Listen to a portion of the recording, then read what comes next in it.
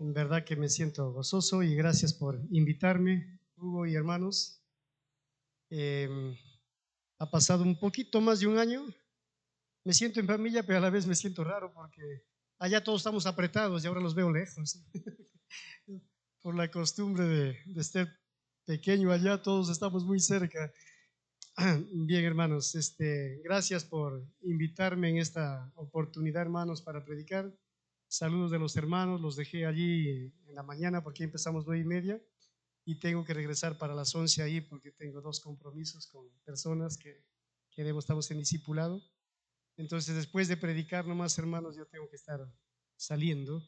Ya quizá al final no estoy para saludarnos, pero en cualquier momento igual estamos cerca para venir y saludarnos, hermanos. Bien, vamos a tocar un tema para mí bien complicado.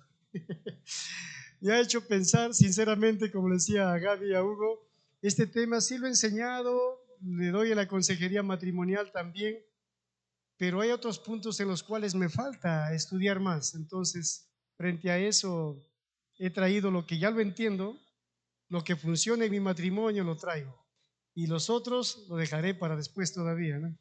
Entonces, espero que sea suficiente. El tema es el rol bíblico de la mujer en el matrimonio. Por favor, hermanas, espero que no hayan venido con sus piedras, porque vamos a tocar de 5, por lo menos 2, vamos a tocar hoy día el rol bíblico de la mujer en el matrimonio. Y pregunto, hermanos, para iniciar y antes de orar, ¿qué pasa en una institución de trabajo donde el 100% de los trabajadores no cumple sus roles?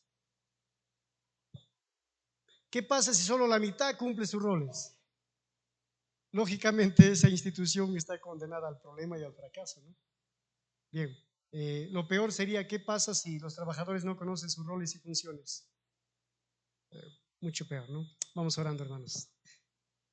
Señor Jesús, quisiera darte gracias por esta mañana y también, Señor, por este tema que es un tema fundamental, Señor, como principio bíblico para el matrimonio, pero es un tema, Padre, que pocos a veces nos detenemos a pensar, a conocerlo y otras veces a aceptarlo, Señor.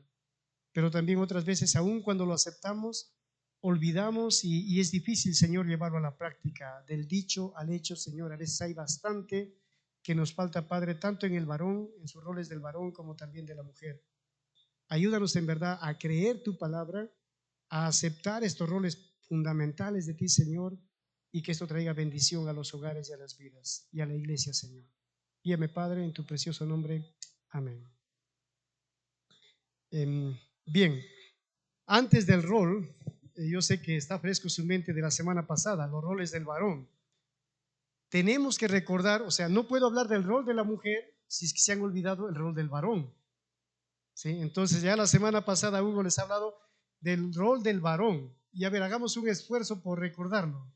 Por lo menos yo tengo 3 y yo creo que Hugo por ahí somos iguales en el concepto. Mencióneme un rol del varón. Ya es cabeza, muy bien. Otro es líder, guía del hogar. Y el otro, sacerdote. ¿Quién es responsable de que en el hogar se enseñe la palabra y todos lleguen a conocer al Señor? El sacerdote del hogar, que es el esposo. No quiero hacer su prédica de Hugo, pero yo lo que quiero es recordar para entrar al rol de la mujer, porque si lo hacemos solo el rol de la mujer sin recordar del varón, seguro que me van a apedrear. Ahora vamos a ver. Por otro lado, quiero que entendamos, hermanos, y lo tengamos definido, el concepto de matrimonio. Porque si no tenemos claro el concepto de matrimonio, también los roles aquí vamos a tener dificultad. Y ahora, en forma muy general, el concepto del matrimonio para mí se define de 3 principios fundamentales de lo que es el matrimonio. No vamos a ir versículo a versículo, solo lo menciono. Según el Génesis, el matrimonio es una institución creada por Dios. Tienes que saberlo eso. No es que tú te enamoraste y tú lo creaste y has creado el matrimonio, o quien inventó las bodas ha creado el matrimonio. No, el matrimonio fue una institución creada por Dios. Listo, número 1, para el concepto bíblico. 2, el matrimonio, según Malaquías 2:14 y Mateo 19:6, el matrimonio es un pacto delante de Dios. ¿Qué significa pacto? que me he comprometido con mi esposa hasta que muera. Ahí sí tenemos que decir, ¿hasta cuándo has decidido amarlo? Hasta la muerte. Ahí sí es hasta la muerte, porque a veces en el bautismo decimos hasta la muerte y después de muerto ya no. O sea, después de que sales de este cuerpo ya no vas a seguir a Cristo. Sí, vamos a seguir, pero en el matrimonio sí es hasta la muerte, porque una vez que mueres se acabó ese compromiso. El pacto es para toda tu vida mientras estás aquí. Y por ello, en ese sentido, hermanos, tenemos que entender claro que el matrimonio debemos concebirlo como una institución creada por Dios, como un pacto delante de Dios, que no existe divorcio. No existe, hermanos, pero se da, sí, pero no existe. O sea, no debe existir, mejor dicho. Entonces, eso debe llevarnos a comprometernos con el matrimonio. Y acá no es el tema, pero quiero dejarlo, hermanos, porque ha pasado en mi propio hogar y sé que pasa en todos los hogares, que cuando hay dificultad, hermanos, en el matrimonio, porque somos dos pecadores tratando de amarnos y de querer vivir toda la vida juntos, si solo no podemos, acompañado, se hace más difícil, ¿verdad? Pero cuando lo entendemos, hermanos, el matrimonio como pacto, jamás debe haber, después de la discusión, del altercado, del momento difícil como pareja, jamás debe estar en tu vocabulario la palabra divorcio o nos separamos. De repente ha sido fuerte el problema que han tenido, pero vamos a arreglarlo, pero divorcio no existe. O sea, no es puerta de salida, no es solución, olvídense, eso no existe. Bórrenlo esa palabra en su diccionario. Al año y medio, 2 años, yo decidí en mi matrimonio no usar esa palabra, porque en un momento con Nicky sí conversamos. Y dijimos, ¿qué pasa en la situación? Vamos a buscar ayuda y tenemos que irnos a alguien que nos ayude, porque yo no quiero ser hipócrita con todo esto. Y me salió la palabra, porque la otra es separarnos o divorciarnos. Pero por una cosa tan pequeña, pero salió la palabra. Yo dije, ¿qué estoy diciendo en mi vocabulario? Con Nicky luego arreglamos y prometimos, ni de su parte de ella, ni de la mía, que ella no lo dijo, yo lo dije, nunca hablar la palabra divorcio, porque esa no es salida ni solución para ningún matrimonio. ¿Y hermanos? Amén. Ya. Y hermano, entonces, si el matrimonio está tan horrible y debemos seguir juntos, bueno, busca consejería matrimonial. Opta y tienes que buscar todas las posibilidades primero para ver si la consejería va por ahí, si la situación es extrema. Si corre en riesgo la vida es otra cosa. Pero si son por cosas menores, menudas, dice Eclesiastés que las zorras pequeñas encienden grandes fuegos. Y en el matrimonio las cosas pequeñas generan problemas grandes. No son problemas, un problema grande sería adulterio, ¿no? Un problema grande sería de repente que pues uno esté en riesgo su vida por estar con esta persona, que ha sucedido incluso aquí en la iglesia casos. Ahí sí tiene que separarse urgentemente. O por maltratar el matrimonio, hasta violaciones que ha habido dentro del hogar, con familias, con los hijos. Ha sucedido esto, hermanos. Aquí, hace años atrás, sepárense inmediatamente. Pero esos problemas mayores sí llevan a separar para luego orar y ver una solución. Pero por los otros problemitas que ustedes tienen y yo tengo, es un pacto, hermanos. Olvídense. Como cristianos no existe esto. Y 3, el concepto del matrimonio pasa por depender completamente de las normas de su creador. Efesios 5, que hoy día vamos a hablar, 1 Corintios 7, 3, 4, ahí nos habla, hermanos, realmente que cuando te casas, tú ya no eres dueño de tu cuerpo, sino de tu cuerpo es dueño, si eres varón, tu esposa. Si tú eres mujer, dueño de tu cuerpo es tu esposo. ¿La sabían esa? Creo que sí, ¿no? O sea, una vez que te casas, ya no eres dueño de lo que tú quieres, yo hago y esto. No, no, no. Tienes una dueña, tienes un dueño. Te has amarrado, pues te has casado. Es un pacto. Y la palabra de Dios nos enseña que hay instrucciones y hay normas, hermanos, para guiar el matrimonio. Y aún con las normas del matrimonio, el matrimonio se hace difícil. Imagínense un matrimonio que no considera las normas de Dios. ¿Quién ha creado el matrimonio? Dios, y nos ha dejado su reglamento de manejo. Si no consideras las reglas de tránsito al manejar, estás condenado al riesgo, ¿no? al accidente.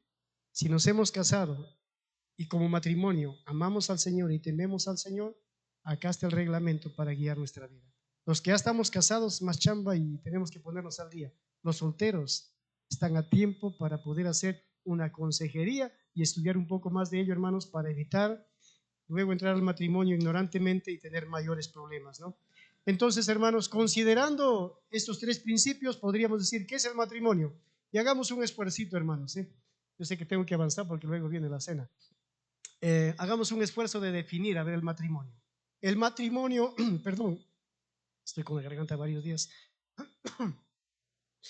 El matrimonio es una institución y es entre dos personas que hacen delante de Dios y el matrimonio depende de las normas de su creador. Entonces recuerden tres palabras: institución creada por Dios, pacto delante de Dios, las normas de Dios. Y de ahí defines lo que es el matrimonio. Ahora, otra cosa más. ¿Qué se necesita ahora para poder cumplir los roles del matrimonio? Bueno, primero será pues conocerlo, ¿no? Pero ¿qué se necesita para realmente cumplir los roles en el matrimonio? Ser un verdadero creyente, hermanos.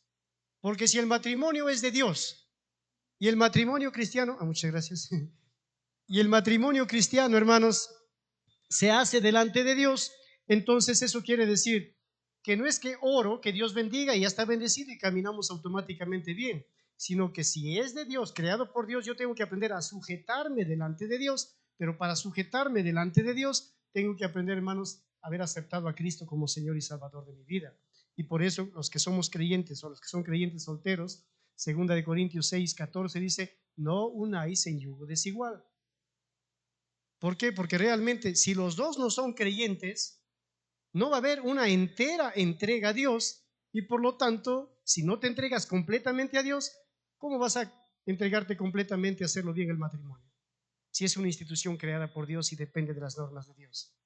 Entonces, para hablar, hermanos, de los roles, que lo hago larga para entrar al rol de la mujer, estoy fundamentando el concepto, estoy fundamentando que necesitas ser creyente en buena comunión con Dios.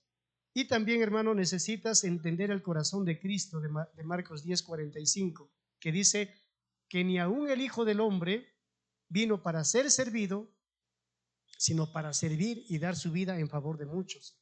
O sea, Cristo, Dios, ¿no? Se hizo hombre y lo que más nos ha enseñado es servicio, ¿sí? Servicio. Y si Él ha venido a servirnos y yo quiero realmente sujetarme a Él, una de las cosas que tengo que aprender en el matrimonio es servicio, es el ejemplo de Cristo. ¿Por qué? Porque el matrimonio es una institución de amor. ¿Y el amor cómo se expresa? ¿Cuál es la forma de expresar el amor? Cuando eres enamorado y estás recién haciendo tu coreografía del enamoramiento, el amor lo expresas con romanticismo, y que es bueno, un poquito harto, si quieren igual, muy romántico, ¿no? Pero después se van a dar cuenta que el romanticismo baja su revolución, ¿no? Baja realmente esa fuerza romántica y se queda la chamba dura, ¿no? Del amor. Y cuando yo miro a Cristo en la cruz, veo la expresión más grande del amor en toda la historia y en todo el mundo. Padre, perdónalos porque no saben lo que hacen, expresando un amor puro por sus enemigos, pidiendo perdón, que Dios los perdone lo que estaban haciendo en ese momento con Él. Y ahí veo que es un amor sacrificado, porque con dolor, Jesús estaba con dolor allí, amándonos, perdonándonos. Entonces el amor, más que romanticismo, es una determinación a servirnos hasta la muerte. Es lo que hizo Cristo.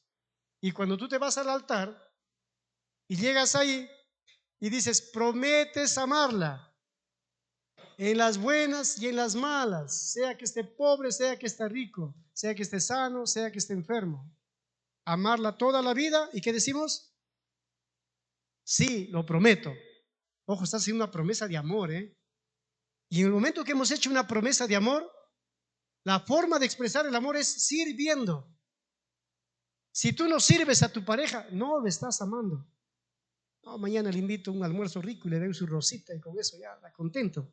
O de repente ella se levanta y te hizo el desayuno, no sé, algo raro, pero te expresó ese día. Pero después, o sea, tiene que ser permanente y un amor natural que sirva, que sirva, que sirva. Si solamente amas con palabras, eres un romántico. Pero Dios quiere más que romanticismo, quiere determinación. Entonces, hermanos, el amor es algo que nos va a llevar a servir. Y por eso, al hablar del rol del hombre en el matrimonio y al hablar del rol de la mujer en el matrimonio, necesitamos entrar con estos conceptos, con estos principios, con este entendimiento para vivir el matrimonio.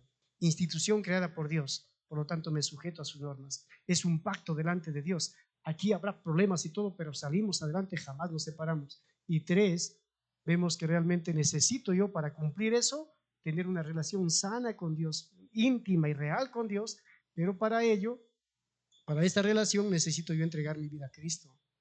Ser un creyente de verdad, si no, no va a haber fuerza para hacerlo. Y eso, esa entrega a Dios me va a enseñar a servir como Cristo me ha servido. Y así el matrimonio tal vez sea menos sufriente. Tal vez el matrimonio, ahí hermanos, ya podemos decir, en verdad tengo contentamiento y saco fuerzas de mi hogar. Porque si no estamos sacando fuerzas y contentamiento del hogar, estamos en una situación difícil, hermanos. Que Dios nos ayude en ello. Ahora sí, Willy, ya, ¿cuáles son los roles? Bueno, hay 5 o 6, pero voy a hablar solo de 2. ¿Por qué? Porque al hablar del rol de la mujer, podemos hablar su rol como madre. Y eso no tengo que enseñarles. Ustedes como madre tienen para enseñarme a mí. Podemos hablar del rol como cristiana. Y hay muchos roles como cristianos, los unos a los otros. Son roles, funciones, responsabilidades como cristianos. Podemos hablar del rol de la mujer en su naturaleza. Eso en la consejería matrimonial. Podemos hablar del rol de la mujer en su perspectiva de vida. Eso también en la consejería matrimonial, para que vengan, no sé cuándo. Pero hoy día quiero hablar de 2. Una desde el principio de la creación y otro desde el principio de la iglesia. Cuando Dios te creó, hermana, hay un rol que no debes olvidar jamás. Y cuando Cristo nos salvó y nos incluyó a la iglesia, de ahí aprendemos otro rol para la mujer que jamás debemos olvidar. ¿Cuáles son esos 2? La primera, vamos a Génesis 2:18 y Génesis 2:18.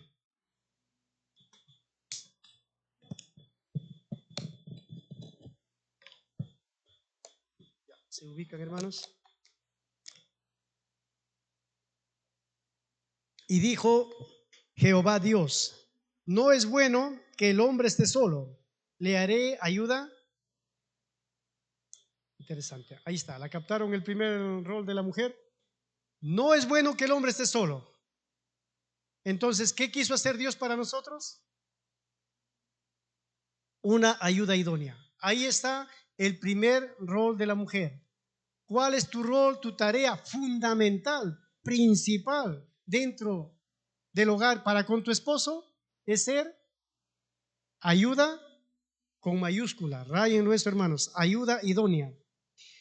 Ahora, la palabra idónea es bueno, hermanos, entenderlo, porque si no entendemos bien la palabra idónea, como que ayuda idónea suena a sirvienta, a ayudante, ayudante, por ahí lo podemos dejar, pero no. La palabra idóneo, hermanos, tiene que ver con una raíz en hebreo que significa delante de o de frente de. O sea, si te vas a buscar la palabra idónea en su raíz más original, literalmente dice esto, delante de o de frente de. ¿Nos dice algo? Casi no nos dice nada, ¿verdad? Hay otra derivación de esta palabra que significa derecho hacia adelante, que está en tu frente. Eso significa idóneo en el contexto hebreo de la palabra. Ayuda idónea, en otras palabras, Dios está diciendo, te voy a hacer una ayuda que está en tu frente. Así sería literalmente. ¿Quién quiere una ayuda que esté en su frente? Bueno, exigiéndolo o buscando un poco más cómo se resume esta palabra que está en tu frente, tiene que ver, hermanos, con la palabra equitativo. Ya, cambiándolo, hermanos, al concepto funcional del matrimonio, significa la palabra idóneo equitativo. Entonces, quiten de su mente que es una ayudanta, un ayudante, ¿no? Quiten de su mente que es en el argot común, el chulío, ¿no? El ayudante, ¿no? Chofer y el chulío tiene que hacer todo. No es así, esposos, no es así, varones. Dios no te ha creado a una mujer para que te ayude en todo lo que tú quieres. Dios ha hecho una mujer para que te ayude equitativamente. Y la otra palabra que está a su lado de equitativo es correcto. Es decir, la mujer que tienes a tu lado es lo más correcto que tienes, bíblicamente hablando. Miremos así el concepto, los casados. Voy a buscar a mi esposa correcta. Voy a buscar a mi equidad. En otras palabras, voy a buscar a mi compañera. Más que ayudante sería compañera. Entonces, hermanos, tiene el mismo valor el hombre y la mujer, aun cuando son diferentes, con cualidades naturales diferentes, delante de Dios y delante de cualquier circunstancia de vida. El hombre y la mujer tienen el mismo valor delante de Dios y delante de todos, ¿sí? Este rol de la mujer, hermanos, entonces lo convierte en una compañera de vida y no en una sirvienta.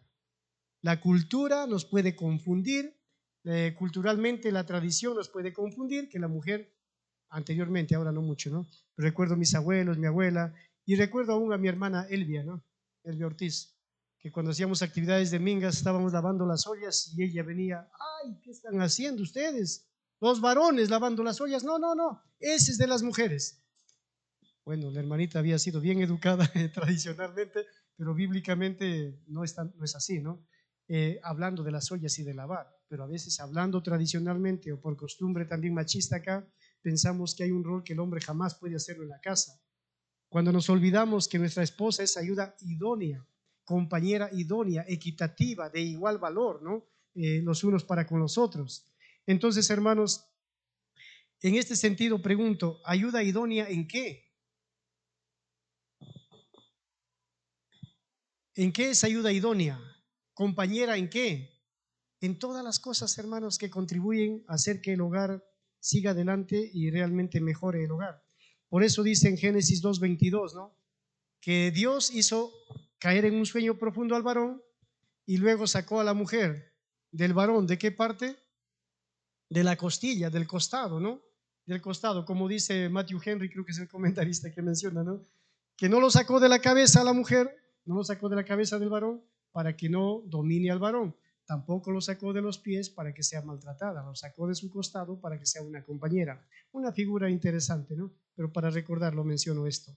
Entonces, hermanas, ¿en qué deben ser ayuda idónea? En los planes que tengan como pareja. ¿En qué deben ser ayuda idónea? En construir el hogar, en el crecimiento espiritual del hogar. ¿En qué deben ser ayuda idónea? También en proveer para la casa, porque a veces con esta vida que tenemos, hermanos, no da con un solo sueldo, con un solo trabajo. Algunos hermanos enseñan en iglesia, bueno, lo respeto, no lo comparto todo, que la mujer no debe trabajar, solo el varón. Pero en las circunstancias que vivimos y viendo que la mujer es ayuda idónea, yo creo, hermanos, que ambos son compañeros para llevar a cabo adelante todas las necesidades del hogar. ¿Pueden trabajar los dos? Sí, pueden trabajar los dos, ¿no? De manera equitativa. También para ayudar, idónea ¿en qué? En las necesidades morales, en la crianza de los hijos y en todas las cosas, hermanos, que el matrimonio demanda para que funcione bien. Entonces, no hay sexo en los roles, en las necesidades del hogar. No hay que del varón es esto y de la mujer es esto, ¿no? Claro, dar de lactar, sí, pues es de las mujeres, ¿no? Pero aparte de eso, hermanos, todo lo demás, desde cambiar pañales hasta la cocina y la casa y la limpieza y todo, recuerda, ayuda idónea significa ayuda equitativa, compañera de vida en todas las áreas, no es sirvienta. Es el primer punto, hermanos, que quería que quede claro. Entonces, a los solteros que todavía están a tiempo, cuando estás consiguiendo tu pareja o estás buscando tu pareja, una de las preguntas que debes hacerte es, esta pareja que estoy buscando, a este joven que lo quiero aceptar, ¿realmente me va a ayudar a construir un buen hogar? En carácter, en vida, en persona, ¿me va a ayudar a construir un buen hogar? Cuando estás buscando, acá como la cultura es que el hombre busca a la mujer, ¿estás buscando la ayuda idónea espiritualmente? ¿O estás buscando lo idóneo material, económicamente o físicamente? Nuestra naturaleza, hermanos, nos lleva a escoger por lo físico y lo material, pero la Biblia nos enseña que debiéramos escoger por lo espiritual. No quiero decir que soy muy espiritual, pero las primeras dos preguntas que le hice a Nicky lo recuerdo bien claro. ¿Qué concepto tiene de Dios? Y segundo, ¿qué quería hacer ella con Dios en su vida? Y cuando me lo dijo y era similar a lo que yo quería, dije, aquí es. Ya después todo lo demás, ¿no? Y bueno, y aún así hemos tenido dificultades, hermanos. Entonces, jóvenes solteros, realmente escoger la pareja es escoger una compañera, una idónea para toda tu vida, ¿no? ¿En qué te fijaste cuando decidiste a tu pareja, los casados ya? Yo sé que algunos han escogido su pareja antes de conocer a Cristo, están perdonados. Pero los que han escogido en Cristo, bueno, no están muy perdonados y tienen que aprender, hermanos, a poner más esfuerzo en ello si hay dificultades. Entonces, primer principio, para terminar y pasar al segundo, ¿Cuál es el primer rol de la mujer teniendo en cuenta la creación? ¿Cuál es tu rol, hermana? Varones, ¿cuál es su rol de tu esposa? Ayuda, ayuda idónea. Compañera equitativa para todos los planes del hogar, para construir un hogar. Segundo, tiene que ver con Efesios y con la iglesia, la comparación, Efesios 5. Vamos allí, capítulo 5, ya Hugo lo ha tocado también, supongo, claro, la semana pasada, para hablar del varón, y ahí dice el 22, las casadas estén sujetas a sus propios maridos como al Señor. Entonces, ¿cuál es el siguiente rol de la mujer? Sí, lo tienen, lo murmuran. ¿Cuál es? Las casadas estén, dice un hermano, decía, sujetas, no sujeta, decía, no enojada, sujetas, dice. Colosenses 3:18 también dice, casadas, estad sujetas a vuestros maridos como conviene en el Señor. ¿Qué significa sujetarse? Sujetarse significa subordinado, obediencia, sometido. Amén, hermanas. O sea, el segundo rol es que tú debes ser sujeta a tu esposo, no solo al hogar, a tu esposo. Y literalmente es subordinado, obedecer y sometido. Pero vamos aquí a aclarar, hermanos, para evitar errores. En el versículo 33 dice, por lo demás, cada uno de vosotros ame también a su mujer como a sí mismo, y la mujer respete a su marido. Usa la palabra sujetar en otro sinónimo y lo relaciona con respeto. Buscando esa palabra respeto, ¿qué significa en su original? Significa quedar asombrado o dar reverencia. Es decir, hermana, cuando tú miras a tu esposo, te levantas y tienes que quedar asombrada, que está sucio, que no se ha lavado y que no se ha cepillado. O sea, la palabra tiene que ver con quedar asombrado. ¿Por qué? Porque muestra realmente aquí reverencia, ¿no? Una reverencia al compañero de tu vida, ¿no? Exaltar al esposo. Sí, eso es lo que el Señor enseña, hermanos, en su palabra. Pero quiero dar un ejemplo, hermanos, en Primera de Pedro, capítulo 3, versículos 5 y 6. Ahí hay un ejemplo de Ana, si recordarán, cómo ella reverenciaba o exaltaba o respetaba a su esposo Abraham. Primera de Pedro 3, vamos a leer el 5 y el 6, dice, porque así también se ataviaban, o sea, se vestían en otro tiempo aquellas santas mujeres que esperaban en Dios, estando sujetas a sus maridos, como Sara obedecía a Abraham llamándole Señor, de la cual vosotras habéis venido a ser hijas, si hacéis el bien sin tener ninguna amenaza. Aquí veo, hermanos, un ejemplo de Ana, eh, Sara, perdón, estoy hablando, de Sara. Ella realmente, hermanos, se sujetaba a su esposo, lo respetaba. ¿De qué manera? Con un estilo de vida que realmente le mostraba honra a él. Claro, le llamaba Señor. Acá no te está pidiendo que tú le llames a tu esposo Señor, ¿no? Lo que está enseñando en el contexto bíblico pasado es que ella tenía un respeto absoluto por su esposo. O sea, no se iba a hablar mal de su esposo con otras personas. Protegía al esposo y lo ponía en alta estima. Si tu esposo no está en alta estima, muy fácil es acabarle la vida. Si no consideras a tu esposo y no valoras a tu esposo, es un matrimonio que va a tener problemas en el tiempo, porque eso va a ir sumando, y luego la falta de respeto va a ser muy común y el pan diario de cada día, y va a generar no solo que se resquebraje el matrimonio, sino que se quiebre y al final terminen problemas mayores. Ahora yo sé, hermanas, mujeres que están preguntando, ¿en verdad, Willy, tengo que sujetarme, subordinarme, estar bajo él, todo lo que diga y todo esto de acá? No exactamente, hermanas. Pero antes de decirles cómo sujetarse, quiero que entendamos el valor de la sujeción. Aquí dice que Sara, al sujetarse a Abraham, daba un testimonio ante los demás. Miren el versículo 1 que dice del 3, 1 de Pedro 3:1. Asimismo vosotras mujeres, estad sujetas a vuestros maridos, para que también los que no creen a la palabra sean ganados sin palabra por la conducta de sus esposas. ¿Qué entendemos ahí, hermanos? Como tratas a tu esposo, tu respeto que das, la sujeción que tienes, Es un elemento poderoso para que otras personas lleguen a conocer a Cristo. Si la mujer no se está sujetando, si no está cumpliendo este rol, no solo va contra el Señor, contra su esposo, contra el hogar, sino contra el Evangelio. O sea, malogras el Evangelio. ¿En qué sentido, hermanos? ¿Cómo así? Por ejemplo, si tú estás practicando tus roles y tu esposo está practicando sus roles, ¿quién gana? El matrimonio. El hogar va a ganar. Si el esposo se dedica a amar, si el esposo se dedica a liderar, si el esposo se dedica a ser sacerdote, si la esposa se dedica a ser ayuda idónea, si la esposa se dedica a hacer sujeción, en esos 5 roles, yo quisiera vivir en ese matrimonio.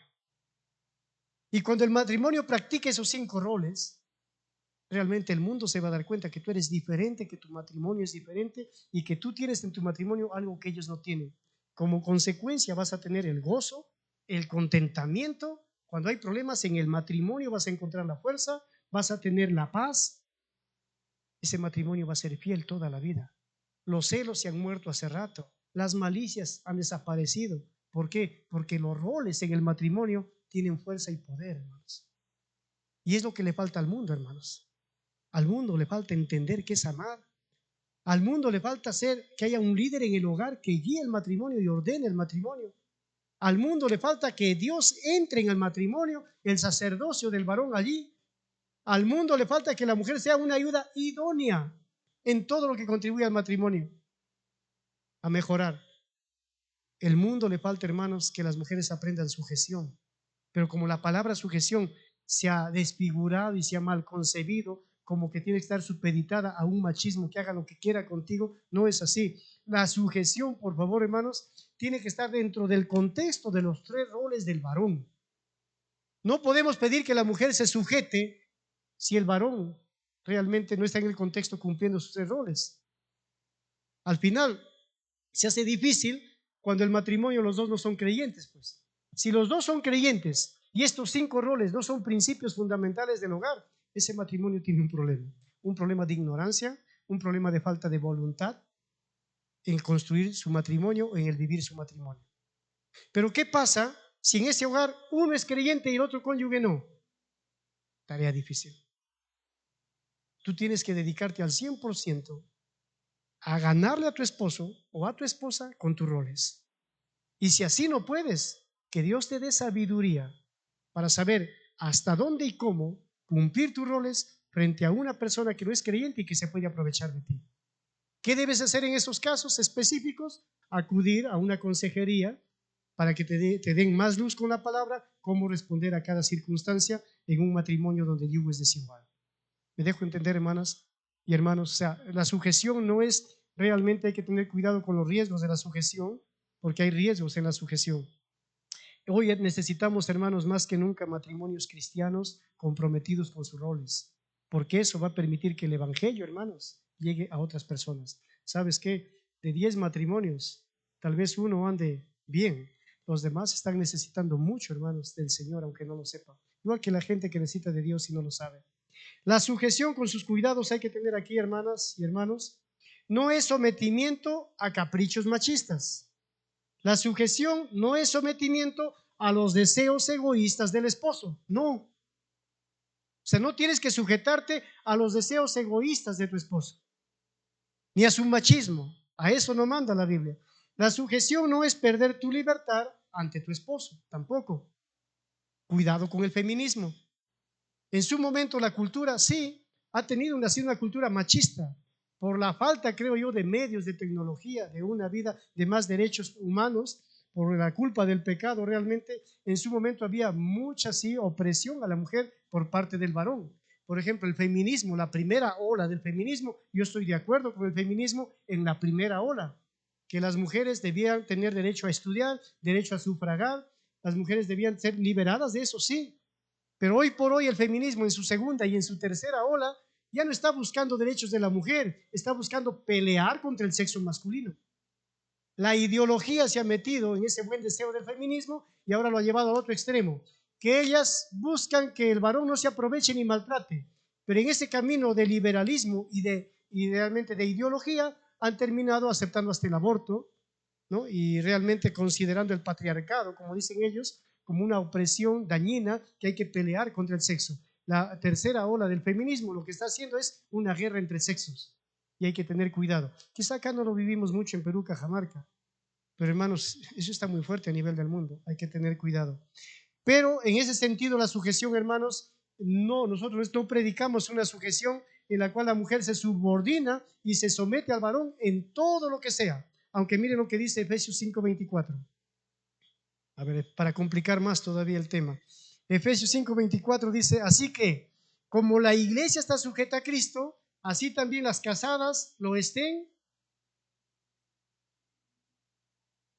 Las casadas lo estén ¿a quién? En algunas cosas, dice así. Gracias. En todo, hermano. Ahora, las casadas deben estar sujetas a sus maridos en todo, hermanos.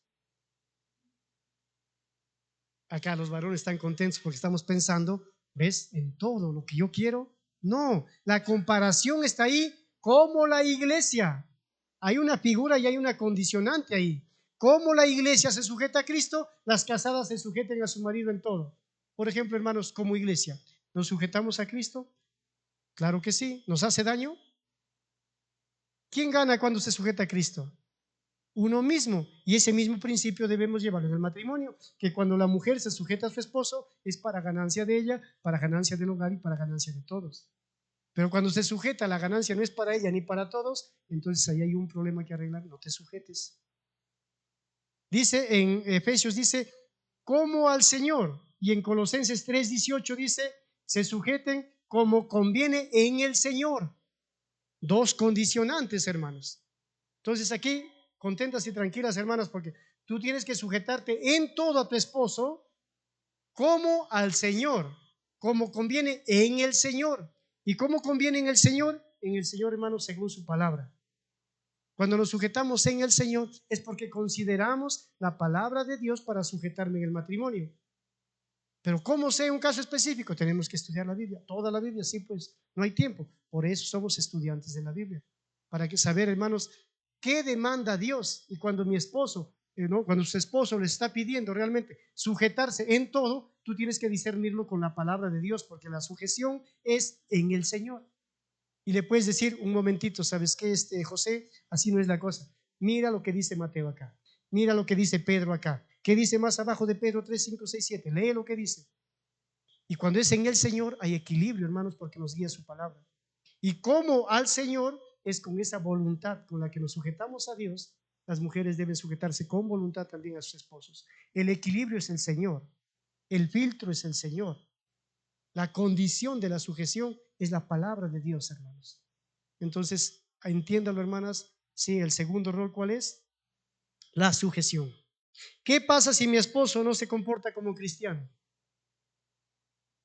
Porque lo más fácil, hermanos, en un hogar, para sujetarse, para amar, para ser ayuda idónea, para ser sacerdote, para ser líder, se hace fácil cuando ambos están dependiendo enteramente del Señor. Cuando ambos cónyuges están pasando tiempo con Dios, yo te aseguro que los roles van a ser una bendición para el hogar, porque lo van a recordar y vamos a tratar de practicarlo más. Pero cuando no caminamos bien con el Señor, lo que va a guiar tu vida es el puro carácter que tú tienes en tu vida. Es tu pura voluntad alejada del principio de Dios y eso va a hacer daño a tu vida, a tu hogar, a tu pareja. Una de las conclusiones aquí sería, hermanos, entregar nuestra vida verdaderamente al Señor. Sin Él no esperemos hogares felices, hermanos. Y no quiero que me contesten, les pregunto, ¿tienen un hogar feliz? ¿Eres feliz en tu matrimonio? Para que no se sientan mal, la mitad de mi vida cristiana, 15 años, bueno, era soltero, ¿no?